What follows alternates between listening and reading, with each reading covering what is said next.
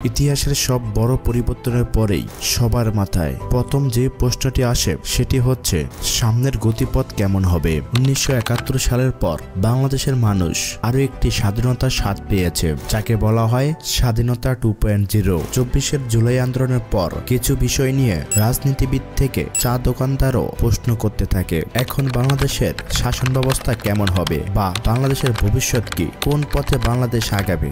2024 জুলাই আন্দোলনের পর ঠিক এমন এক সন্ধিক্ষণে দাঁড়িয়েছিল বাংলাদেশ। স্বৈরাচার বিরোধী গণ অভ্যুত্থানে জনতার বিজয়ের পর প্রয়োজন ছিল একটি দিক নির্দেশনা, আর সেই দাবি থেকে জন্ম নেয় জুলাই সনদ। কিন্তু এই সনদকে ঘিরেই আবার দেখা যায় নতুন বিতর্ক, নতুন সমালোচনা, নতুন প্রশ্ন। দ্য বিউটি অব দ্য আননোনের আজকের ভিডিওতে আমরা জানবো জুলাই সনদ আসলে কি, কেন এটি তৈরি হলো, এই সনদকে ঘিরে এত বিতর্ক কেন। ইতিহাসের প্রায় প্রতিটি সফল গণ অভ্যুত্থান বা বিপ্লবের পরেই কোনো না কোনো ধরনের সনদ তৈরি করা হয়। এই সনদের মূল উদ্দেশ্য হলো জনগণের দাবিগুলোকে সাংবিধানিক ও প্রাতিষ্ঠানিক কাঠামোর মধ্যে রূপ দেওয়া। বাংলাদেশের মানুষ দীর্ঘদিনের বহু বঞ্চনা আর স্বৈরাচারী সরকারের নিপীড়ন থেকে রেহাই পেতে 2024 গণ অভ্যুত্থানে অংশগ্রহণ করেছিল। এই দেশের মানুষ আশা করে নতুন করে আর কোনো সরকার যেন স্বৈরাচার হয়ে উঠতে না পারে। জনগণের সেই আশা আকাঙ্ক্ষার প্রতিফলন ঘটানোর জন্যই আন্দোলনকারী ছাত্র জনতা সহ সকল শ্রেণী পেশার নাগরিকরা এক ধরনের সাংবিধানিক নিশ্চয়তা চেয়েছিল, আর সেই নিশ্চয়তার প্রতিফলনই হলো জুলাই সনদ। কিন্তু সেই জুলাই সনদ নিয়ে নানান ধরনের বিতর্ক রয়েছে। জুলাই সনদ আসলে কি এবং এই সনদের কাজটাই বা কি।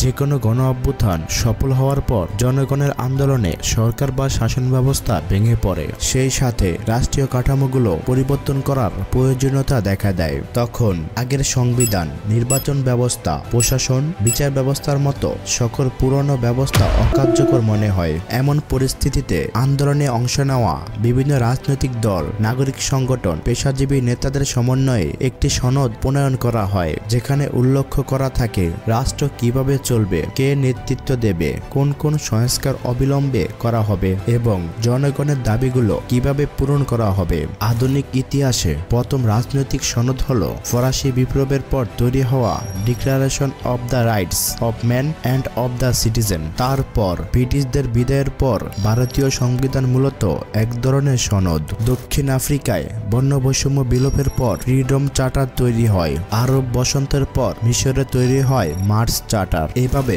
বহু গণ অভ্যুত্থানের পর সনদ গ্রহণের ঐতিহাসিক নজির রয়েছে। 24 জুলাই আন্দোলনের পরও রাষ্ট্র কাঠামো সংস্কারের জন্য একটি সনদের দরকার ছিল, আর তারই ধারাবাহিকতায় তৈরি হয় জুলাই সনদ। সাল 2025, 17 অক্টোবর জাতীয় সংসদের দক্ষিণ প্লাজায় জাতীয় ঐক্যমত কমিশন এবং বাংলাদেশের 25টি রাজনৈতিক দল আনুষ্ঠানিকভাবে জুলাই সনদে স্বাক্ষর করেছে। এই সনদে রাষ্ট্রের কাঠামো, গণতান্ত্রিক শাসন ব্যবস্থা ও প্রশাসনিক সংস্কার সংক্রান্ত বিভিন্ন অঙ্গীকার অন্তর্ভুক্ত করা হয়েছে। জুলাই সনদে আছে মোট 24টি প্রতিশ্রুতি। জুলাই বিপ্লবের মাধ্যমে আওয়ামী লীগ সরকারের পতনের পর গঠিত অন্তর্বর্তীকালীন সরকার বিভিন্ন সংস্কারমূলক পদক্ষেপ গ্রহণ করেছিল।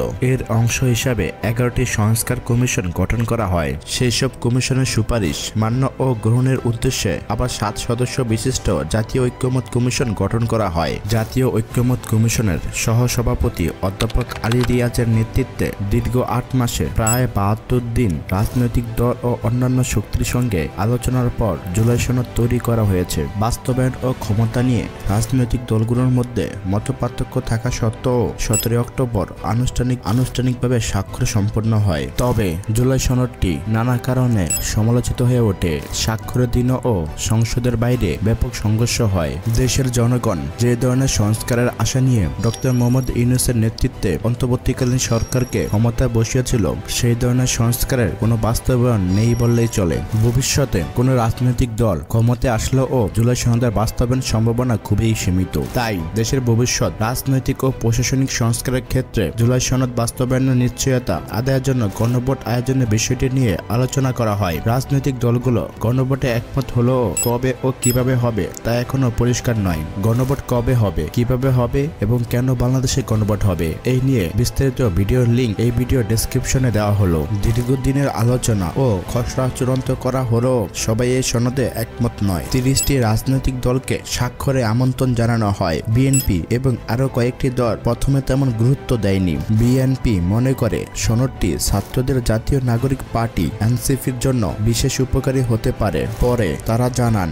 জুলাই সনদকে রাষ্ট্রীয় স্বীকৃতির পক্ষে থাকলেও এটি সংবিধানে অন্তর্ভুক্ত করার বিপক্ষে। এনসিপি, সিপিবি সহ বেশ কয়েকটি রাজনৈতিক দল এই জুলাই সনদে স্বাক্ষর করেনি। তাদের অভিযোগ হলো মুক্তিযুদ্ধের ইতিহাস বিকৃত করা হয়েছে এবং সংবিধানের মৌলিক নীতিমালা পরিবর্তনের চেষ্টা করা হয়েছে। অন্তর্বর্তীকালীন সরকারের প্রধান উপদেষ্টা ডক্টর মোহাম্মদ ইউনূস জুলাই সনদকে নতুন বাংলাদেশের সূচনা বলে অভিহিত করেন। কিন্তু সমালোচকদের মতে যদিও সংসদের নির্বাচন, বিচার ব্যবস্থা ও দুর্নীতি দমন বিষয়ে প্রস্তাব আছে, স্বাস্থ্য, শিক্ষা, অর্থনীতি, শ্রম ও নারী অধিকার এসব গুরুত্বপূর্ণ খাতে উল্লেখযোগ্য সংস্কার নেই। স্বাস্থ্য কমিশনের গুরুত্বপূর্ণ সুপারিশ সনদে অন্তর্ভুক্ত হয়নি। অর্থনীতি বিশেষজ্ঞরা বলেছেন, দুর্নীতি ও অর্থ পাচার নিয়ে কিছু কথা থাকলেও আর্থিক খাত সংস্কারের কোনো কার্যকর নীতিমালা নেই। সবচেয়ে বেশি আলোচিত ও সমালোচিত হয়েছে শিক্ষা নিয়ে। 2024 সালের কোটা আন্দোলনের মূল দাবি ছিল শিক্ষা বৈষম্য সমাধান, কিন্তু জুলাই সনদে এর কোনো প্রতিফলনই নেই।